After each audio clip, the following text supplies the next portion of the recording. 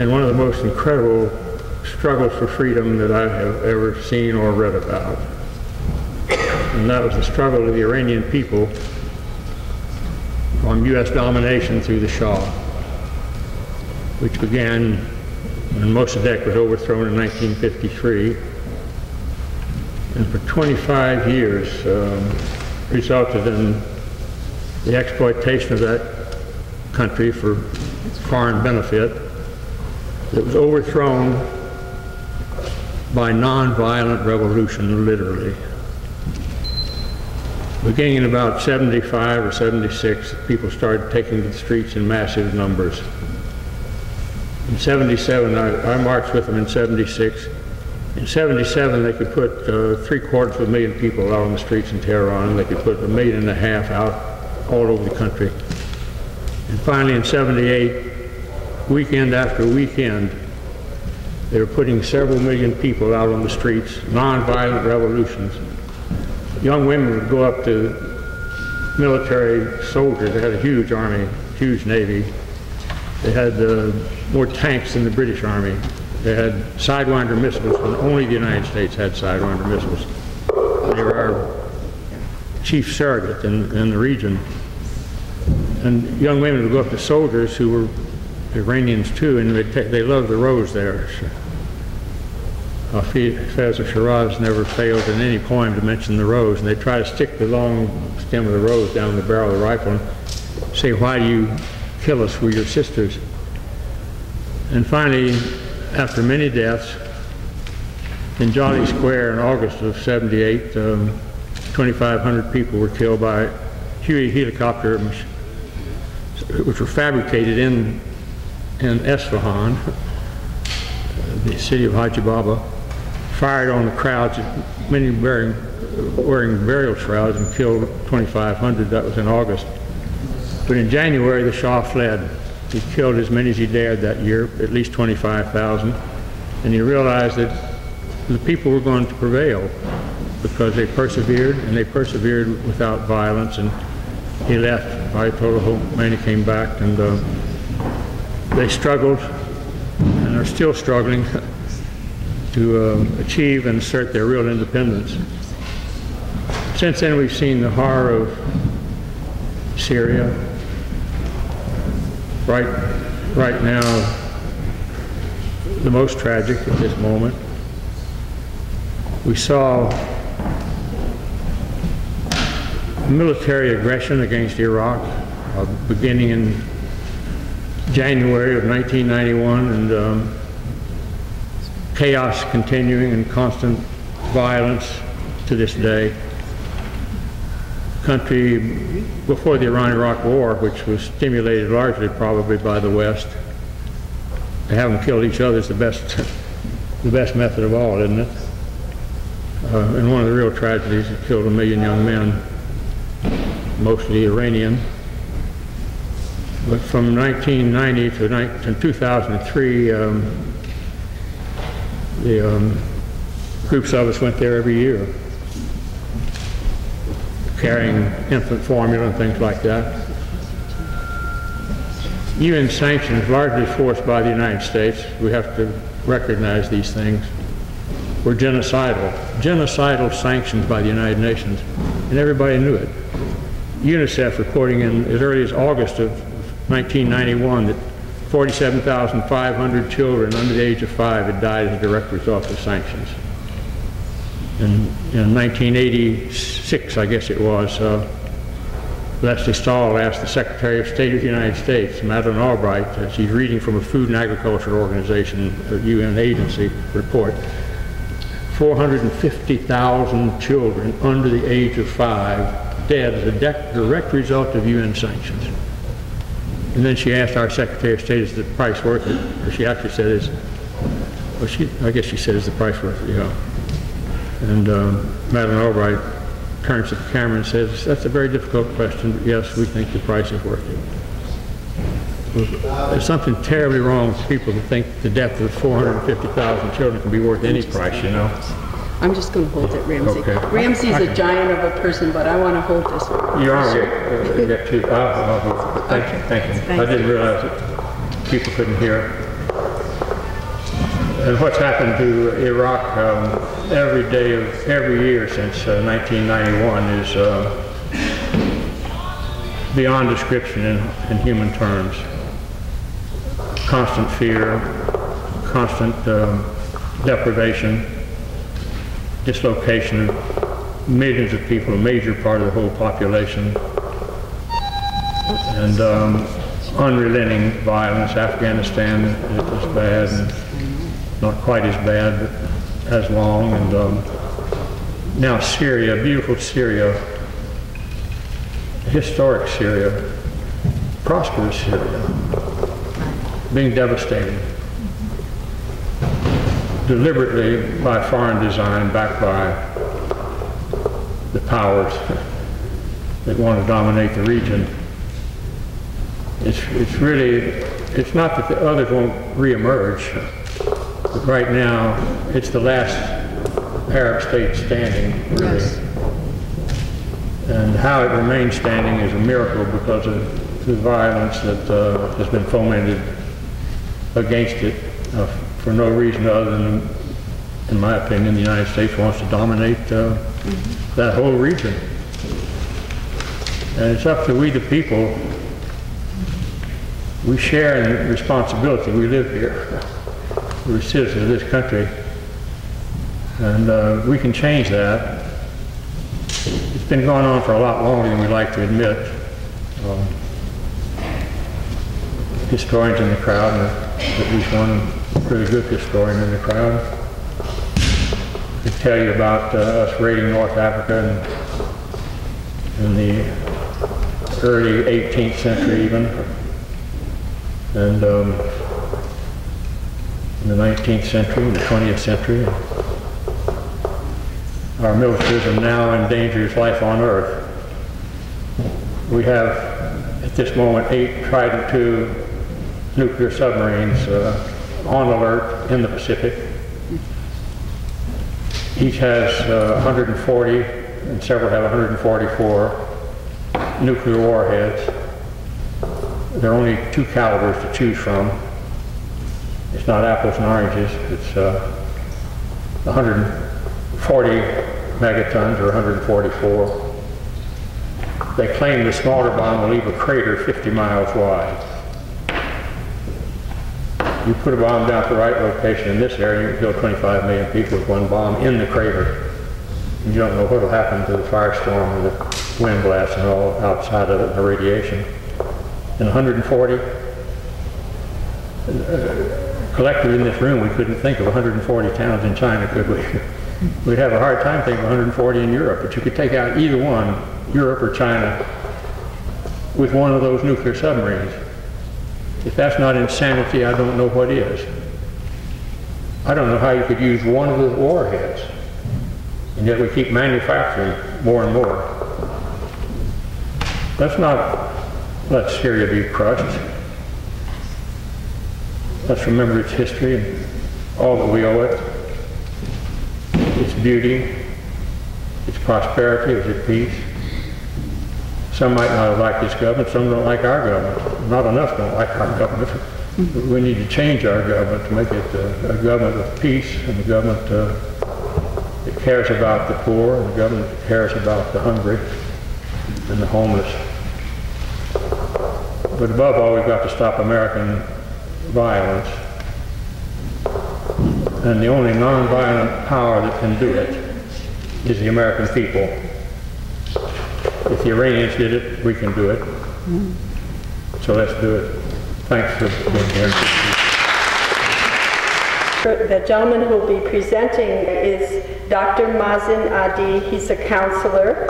Let me first thank Mrs. Ommani and Mr. Ommani and the AIFC for organizing this event.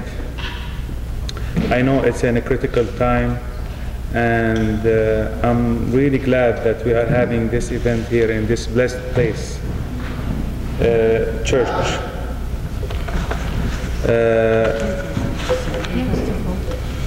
You know, I'm coming from Syria. I'm coming from Syria, which is not in its best time now. I'm coming from the place where all civilization met. I'm coming from the place where all religion came. I know that all of you know that Syria is the home of Islam, Christianity, Judaism.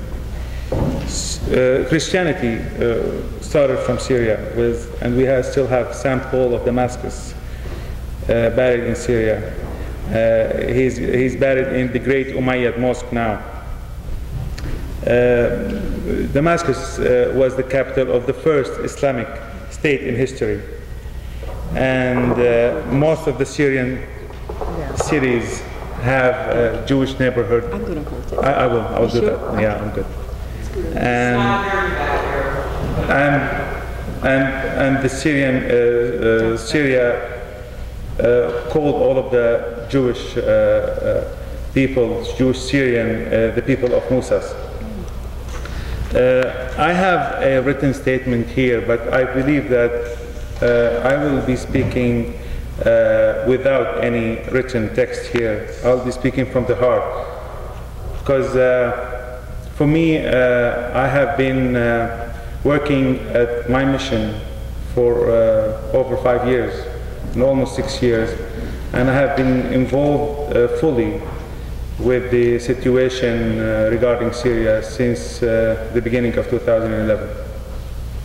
I believe all of you know what has been happening in my country. It is a trend that everybody has been saying about this word of Arab Spring. And I heard somebody yesterday, a very respectable official, saying that the Arab Spring is not a spring, it's an Arab heat. It's an Arab summer, that its heat will reach everybody if we don't deal with that in a very rational way.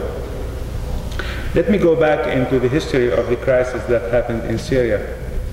And at the beginning, we tend not to call it crisis.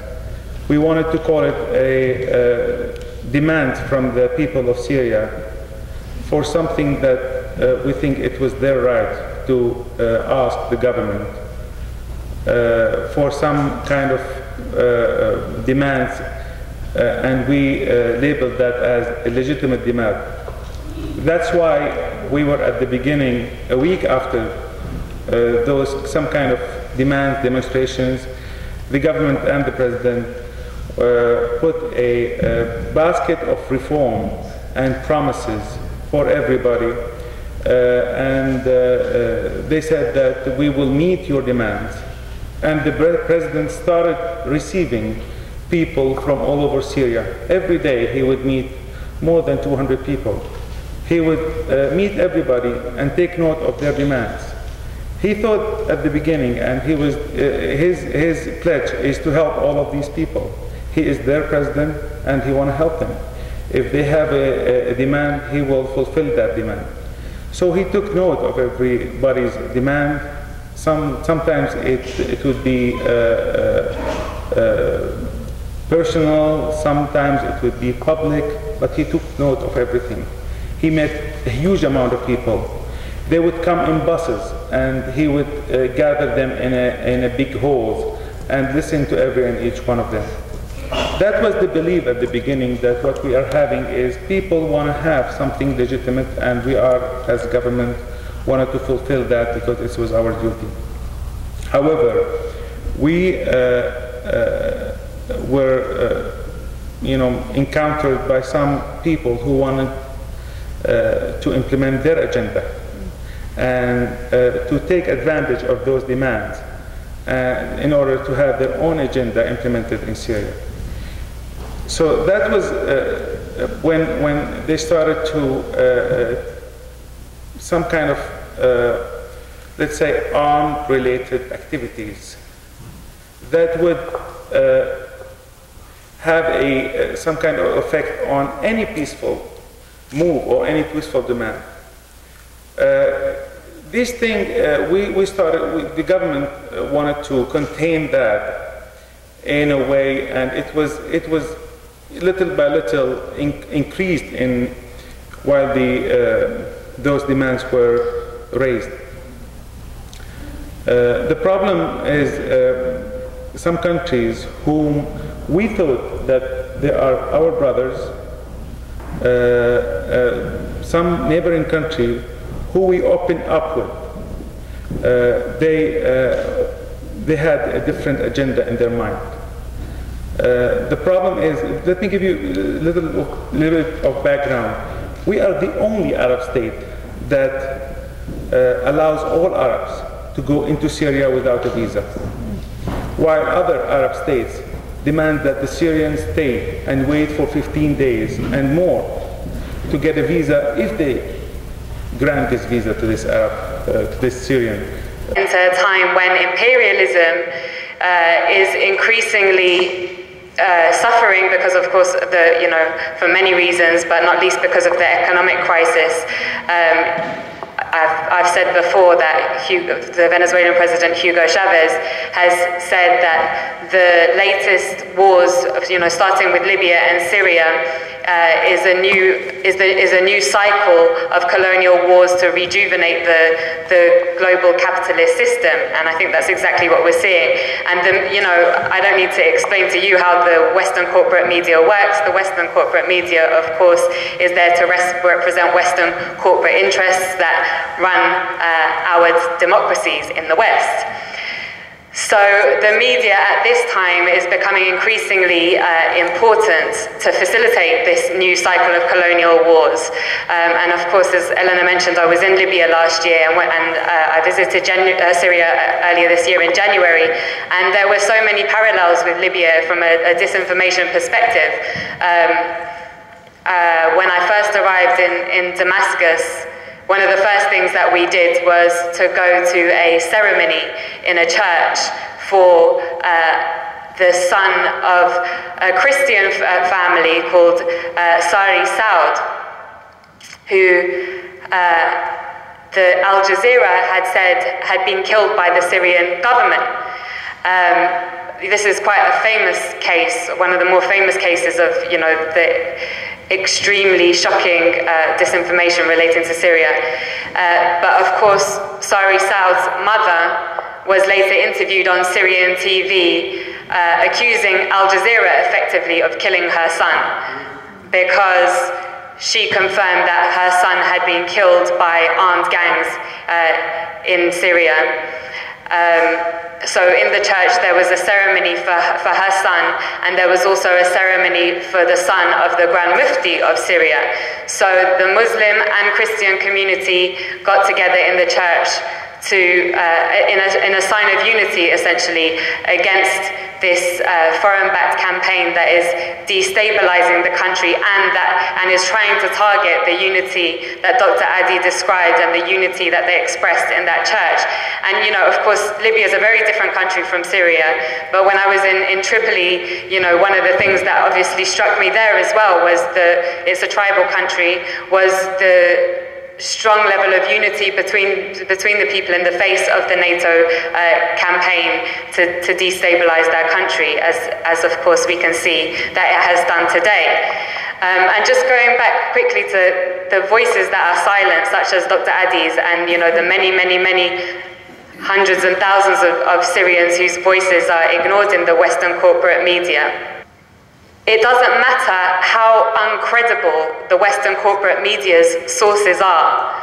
The hypocrisy is really astonishing. Just today, for example, the Telegraph and many other Western corporate media outlets published a story that, of course, today is a year since the execution of the Libyan leader Muammar Gaddafi. And of course, where we saw the images of him being tortured and then murdered broadcast across our screens. Today, the mainstream media published a story in relation to Libya saying that the former spokesman of Libya, Musa Ibrahim, had been arrested in Libya. And the source for this information was the current Libyan government. And it didn't say, if the Western corporate media was to use, for example, the former Libyan government or anybody who supported the former Libyan government as a source, or if it was to quote the current Syrian government, it would always say, when it uses them as a source of information, they claimed, allegedly. When it's a source that represents their interests or is carrying out their interests, it's always, the quotes from those sources are always repeated verbatim as fact. I can confirm that Musa Ibrahim has not been arrested today in Libya with 100% certainty. So I just wanted to use the opportunity to give that example, you know, because and of course the reason why they're doing that today, we have to ask why are they doing that today? It's a year since Muammar Gaddafi was killed. A year ago today, the whole of the media and was in a euphoria about this illegal act, saying that Libya had been liberated. Of course, every day, with the information that comes out of Libya, we can see that the chaos that has been unleashed there. And this leads me on to, I don't want to ramble too much because, of course, there's, I'd rather we get to, you know, discussion and question and answers, but I just want to say that, make some more of the parallels between Libya and Syria. So the other parallels is that when I was in Syria, when I was there in January, it was probably very different to how it is today. Of course, you know, with every day of this campaign of billions of pounds worth of arms pouring into the country and fighters, it's obviously the situation is getting extremely, extremely dangerous and very, very disturbing. But when I was there, it was relatively safe in Damascus, for example. And there were many, many refugees in Damascus from areas that had already come under control by the rebels, particularly Homs at the time, because despite that the media was reporting that Homs was under a state of siege by the Syrian government, at that time there were many parts of Homs where it was impossible for a policeman to enter. And so in the hotel that I was staying in, there were many refugees that had been taken in by that hotel. And there was the same situation when I was in Libya before the former government was destroyed or exiled from the country, or however you want to look at it. There were thousands of refugees in Tripoli, and refugee camps had been set up in Tripoli for people that had fled from areas like Tawerga, Benghazi, Derna, and other areas. But the difference between Syria and Libya, of course, is that the destabilization of Libya happened almost in the blink of an eye, obviously for many reasons, not least because of the NATO airstrikes. And we saw in Iraq, and we see now in Libya today, that, and in every other instance, that the media acts like a pack of dogs, essentially. The disinformation that comes out of the media has, in relation to Libya and Iraq, it went with full force up until the moment that the aim of the Western elite had been achieved, which is, of course, so-called regime change. As soon as those aims have been achieved, then the media begins changing its tune a little bit and covering its back. So now, 18 months ago, as Dr. Adi said in Syria, they've been saying for a long time that there are armed groups and Al-Qaeda operating in Syria, and they were laughed at when they initially said that. The same thing happened in relation to Libya. From the very first days of the crisis, the Libyan government said the same thing, and they were laughed at. Now, of course, we've had the assassination of the former US ambassador, who are they pointing the finger at? Al-Qaeda. But in Syria, because the war, you know, the Western elite haven't been able to achieve their aims as they thought they would be able to in a short period of time, it's becoming very, very difficult for the media to cover its back and to keep on perpetuating the lies, as of course, people in Libya, there was many people on the ground trying to release information about what was happening, but things simply happened so quickly, it didn't have time to filter through. In Syria, there's been, efforts by many Syrians through Syrian TV, through YouTube, through the internet, to expose the lies of the media and to show what is really happening in their country. So we saw, for example, the expose of CNN's and other channels' use of this figure called Dani Abdul-Dayem, and even CNN had to pick up on the fact that they had been exposed and tried to cover their back. I think that the Western media has totally really lost any credibility, but the problem is that they're still continuing to portray what's happening, even though they're admitting essentially that there's armed groups in Syria, etc., they're still continuing to, there's certain red lines within Western thought, which is why what Eleanor said just before I spoke about democracy is so relevant. Even if people in the West accept that everything that the Syrian government said is true, it's like this red line comes up. Oh, but Bashar al-Assad's been in power for so many years, he has to go.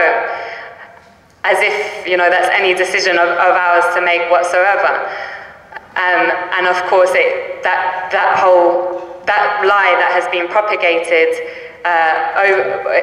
perpetuates the further lie, as you said, of the fact that at the beginning of the crisis, it wasn't as it was, as in Libya as well, it wasn't as it was portrayed as a part of the so-called, and I have a really big problem with the term Arab Spring as well, because Arab Spring isn't a term that any Arab came up with.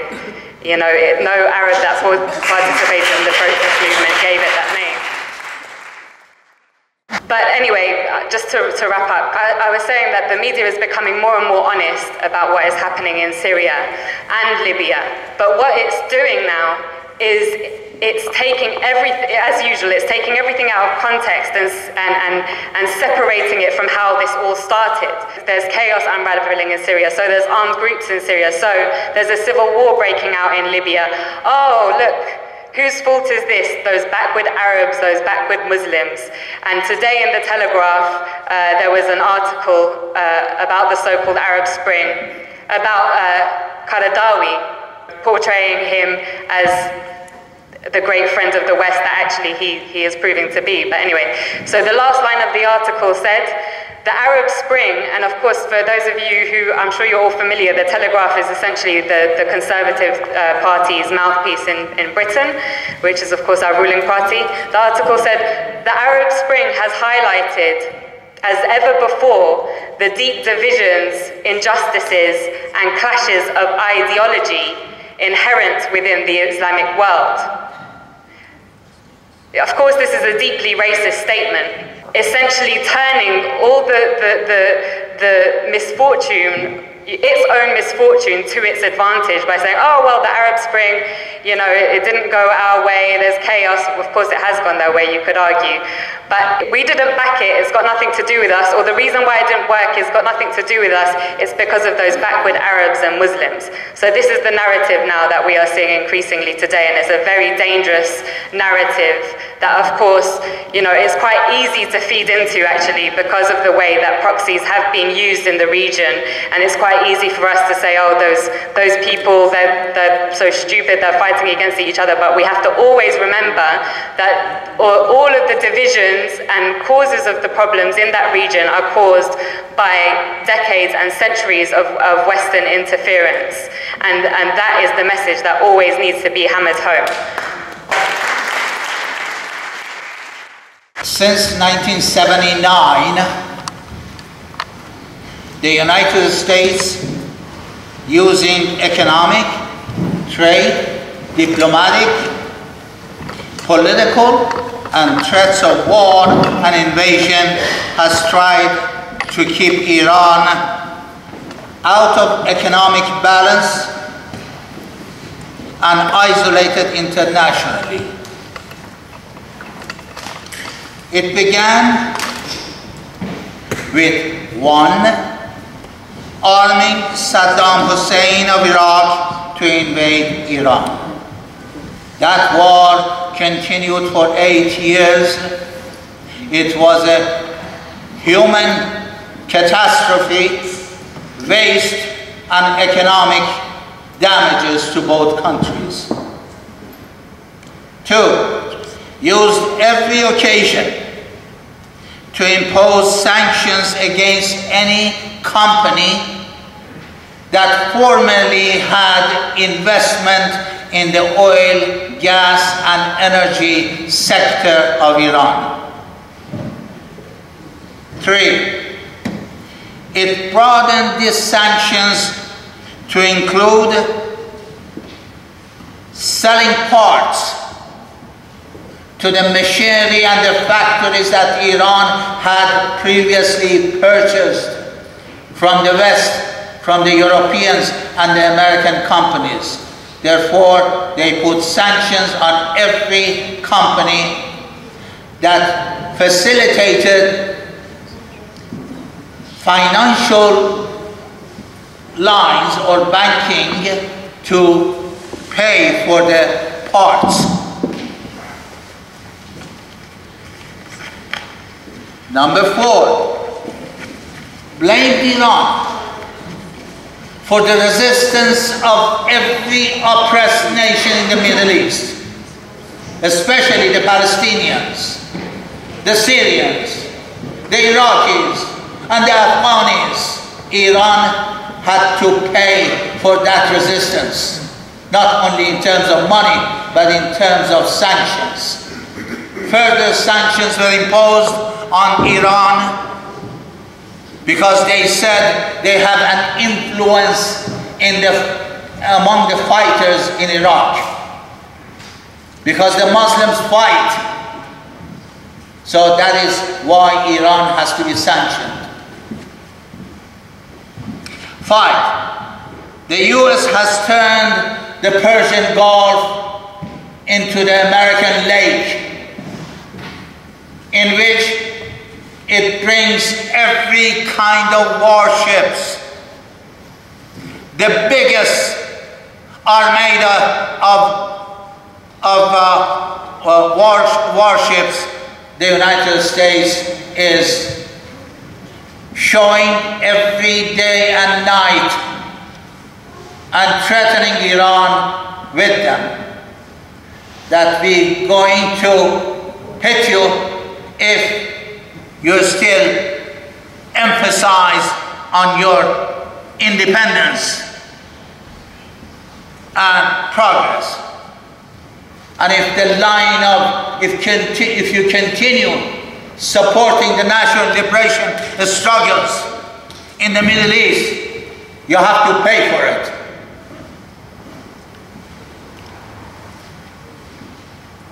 Six, especially since 1979, the US has trained and armed terrorist groups around the world, but especially in the Middle East. Namely, Al-Qaeda is the product of the American foreign policy, and today is being used as a shadow army around the world. MKO or MEK, they have 10 names, and that is the Mujahideen Khalq, which has become a proxy group, armed group for the United States, especially in Afghanistan and Balochistan. 7, assassinated at least 5 Iranian scientists. Can you imagine a country that talks about democracy and human rights assassinates young people, average age of 30 to 35, because they studied physics and they're serving their country? 8, confiscated Iranian sovereign funds in the very bastion of so-called the greatest democracy in the world, in the United States. Many accounts of individuals and companies, Iranian companies, has been seized and confiscated. The amount is humongous, as the children say. Billions and billions of dollars of sovereign funds of Iran has been taken over by the government of the United States, and they want Iran to pay for every American soldier or the Jewish civilian getting killed in the struggle with the Palestinians. 9, or I'll go to 10 then. Recently, the United States has announced that they're going to confiscate Iran's Alawi Foundation. Alawi Foundation was established by the Shah, helping American universities and children to go to school. And today, after this Alawi Foundation has spent billions of dollars helping American kids to go to school, they want to confiscate it because they say this helps the government of Iran.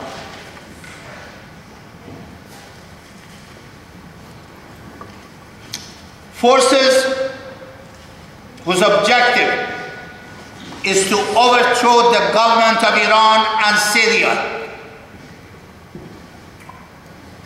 are of two parts.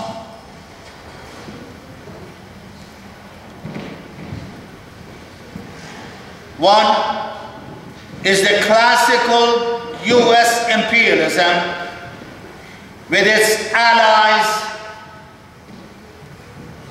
and other partners like Saudi Arabia and Qatar. They are cooperating in order to overthrow the government of Iran and Saudi Arabia. But a recent phenomenon in the peace movement is that groups are taking insidious position with respect to Iran. They pretend that they are against the war in Iran, but at the very end they say there is oppression inside Iran, and especially, please pay attention, they say that sanctions only hurts people but strengthens the government of Iran and Syria. In other words, they are advising the United States employ other methods facing Iran. They say that sanctions weakens people of Iran, but strengthens the government of Iran. In other words, they are talking about to the American government that they should employ those methods that would not harm Iranian people, but would be able to overthrow the government of Iran. You should figure out to the very end where they stand in the entire composition of forces. Thank you. There is not much.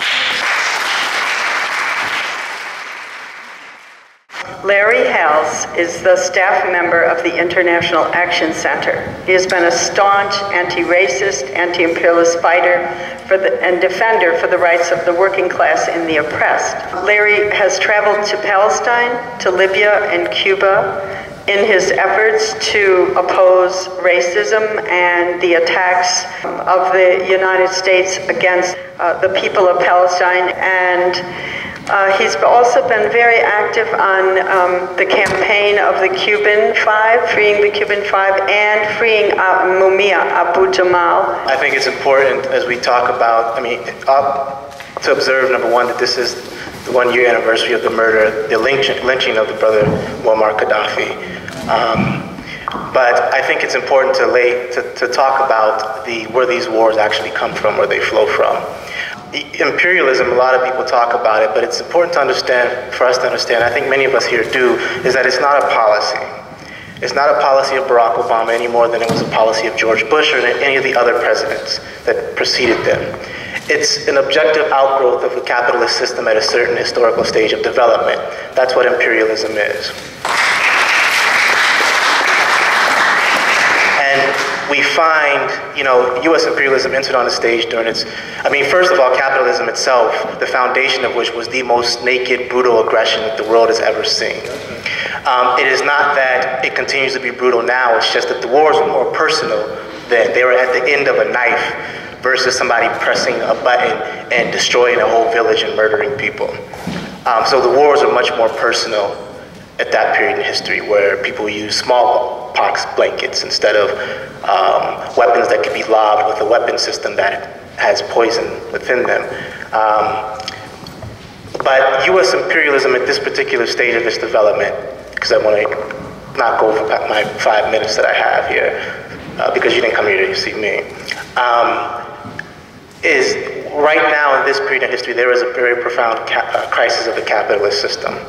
See, capitalism itself needs to expand or die. And that process is where one of the most profound fundamental crises of the capitalist system comes from. And right now we have a system that has overproduced the means of production. It is overcapacity.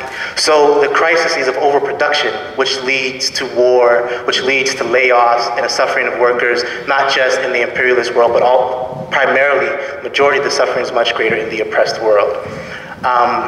So this crisis that we're at now is a crisis that is brought on by the fact that the system has expanded and outreached the globe. It can't expand anymore. They've staved it off through the collapse of the Soviet Union, the opening up of India, the opening up of China. They've been able to stave off the great expansion of the credit system, but all of that is gone. They're not going to find any more spheres of influence so they can super exploit the people. It's not that they're not going to try. You see, the countries that are under attack now are being attacked because they dared exercise, even if it's just a shred of independence from U.S. imperialism. And that is a no-no within this global world order. What the U.S. wants is everyone to acquiesce to their capitalist class, because they think that it will get them out of their crisis. But look what happened with Iraq and Afghanistan, those brutal wars that murdered hundreds of thousands of people and continue on to this day. It has not saved them or brought them out of the crisis of their system.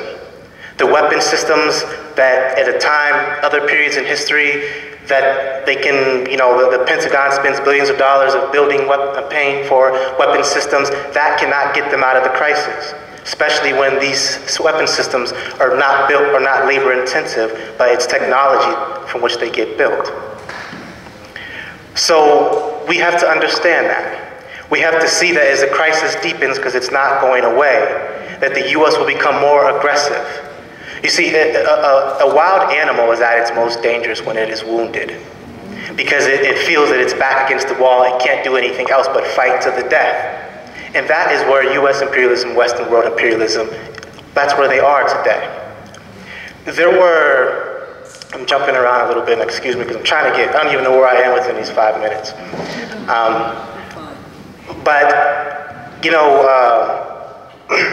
I remember, I was in Libya in 2007, and I remember when the events actually started there was the same propaganda that they're using now, that they've used against Syria. And there were unfortunately some people who would dare call themselves revolutionaries that think that it was a positive process that was developing in the world. And, you know, to those people, if any of them are here today, what say you now? What say you now when the entire country has been completely destroyed, and it had the most well-built infrastructure in all of Africa, and it has been completely destroyed? What say you now, since the massacres of black Libyans and the rounding up of thousands of people put in prisons who have not seen their families and may never see the light of day? So what say you now? What positive has happened in Libya? And what positive could possibly happen in Syria?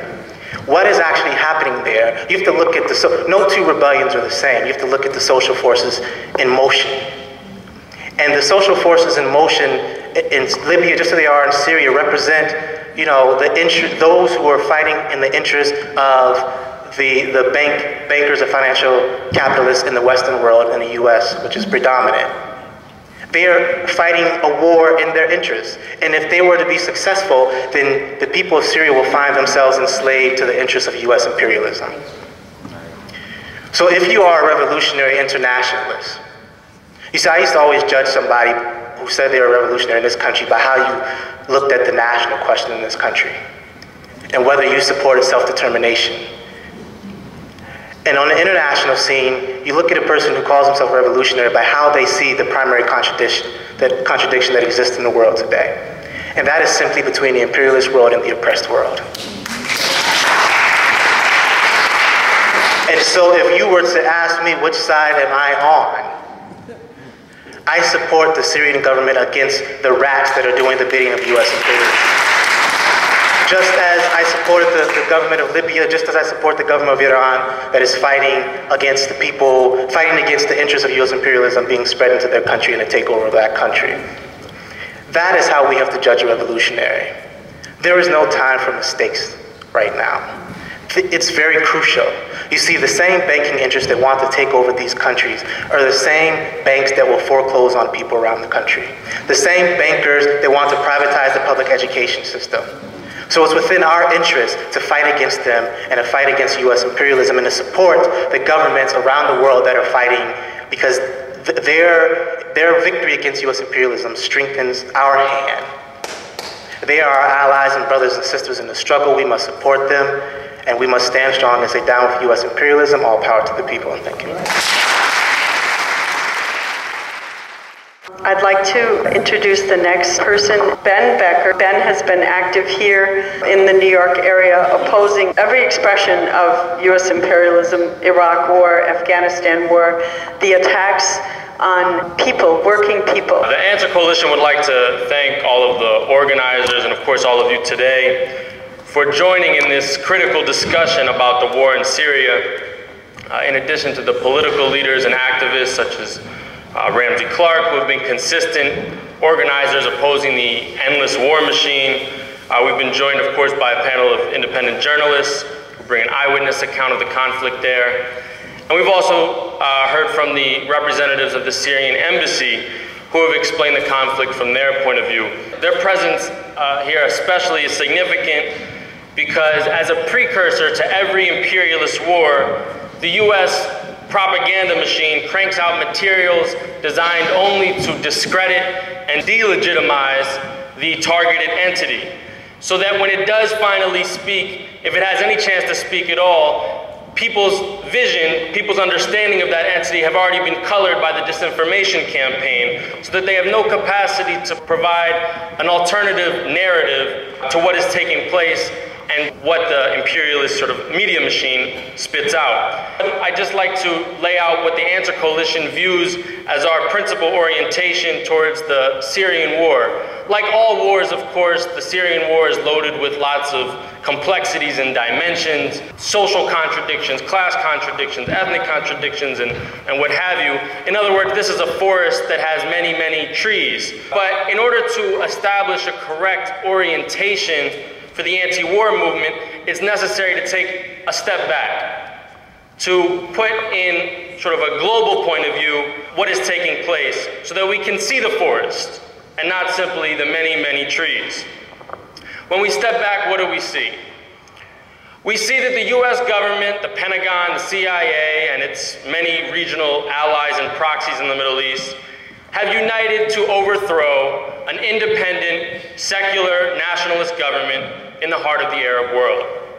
The tactics employed in Syria are somewhat different, so far at least, from the tactics used by the United States and its partners to overthrow the secular nationalist government in Iraq, to overthrow the largely secular nationalist government in Libya, somewhat different from the tactics it is using today to try to overthrow the independent nationalist government that anchors the Islamic Republic of Iran, somewhat different from the tactics it has employed to try to overthrow the socialist government in Cuba and the independent revolutionary government in Venezuela, somewhat different from the tactics that it's employed when it invaded Panama in 1989 to overthrow a nationalist regime there, and Grenada, and Guatemala, and Iran before that. We could go through the list quite long.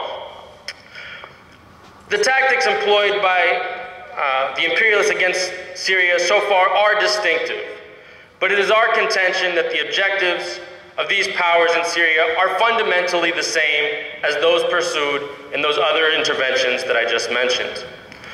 And once that comes into view, all the talk about freedom, protecting civilians, defending human rights, stopping terrorism, stopping the acquisition of nuclear technology or weapons of mass destruction, again, a list that goes on, we see that these are nothing more than popular slogans designed to conceal the intent and the objectives of the imperialist powers.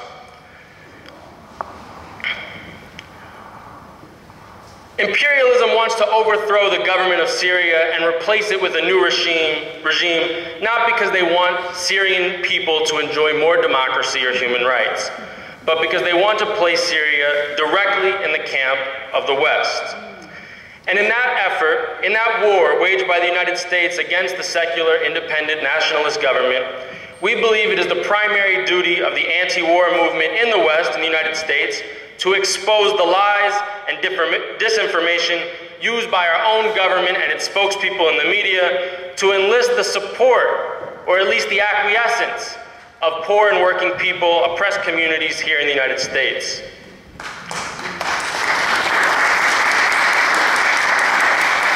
Now we know that when we oppose imperialism and all of its tactics, war, sanctions, interventions, assassinations, CIA subversion, the funding of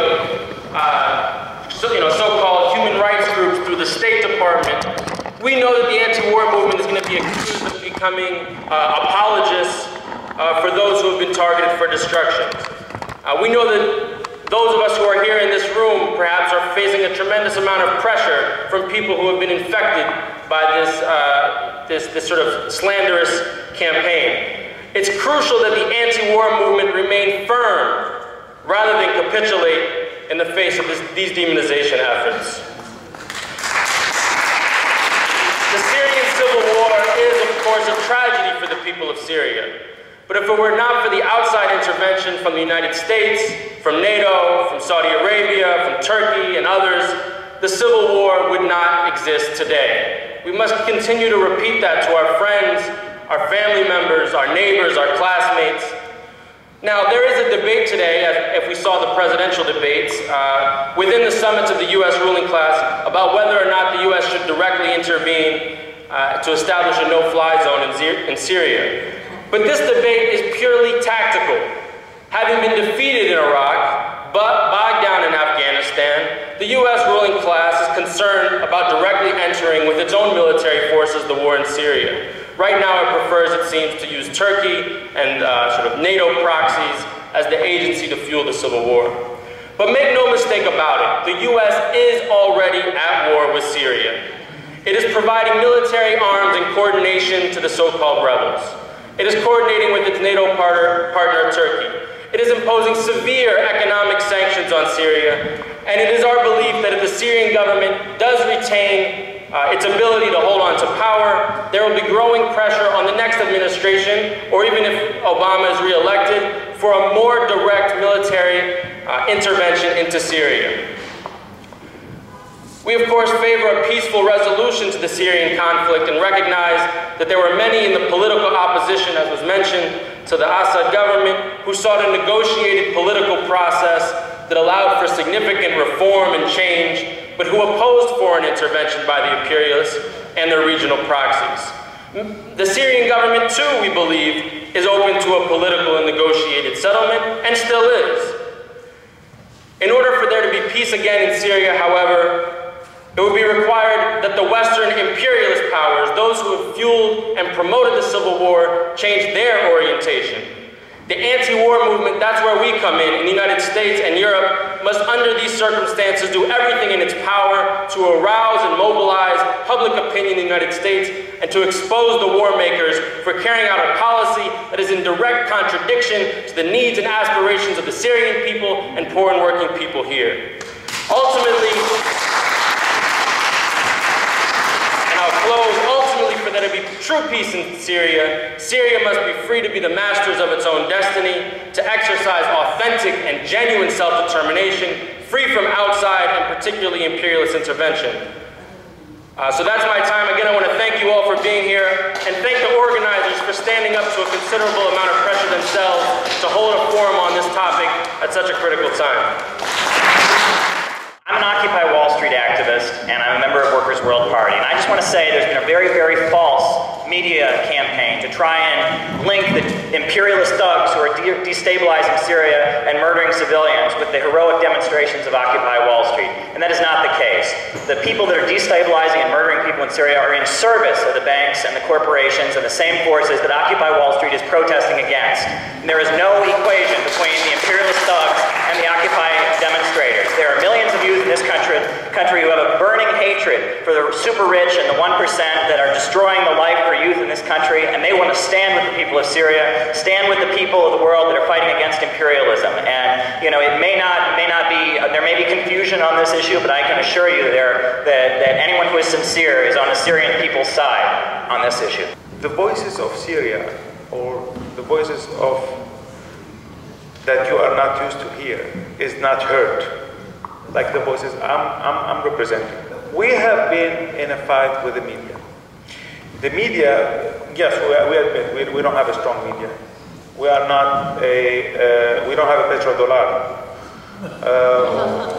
We don't have billions of dollars to spend on a satellite channel like Al Jazeera or Al Arabiya. We don't. We tried our best in our money to have 3 or 4 channels, satellite channels in Syria, some newspapers, some websites where we can deliver our message. In no time, actually, after the beginning of what they call the crisis in Syria, we were faced with as somebody said, that children use this word,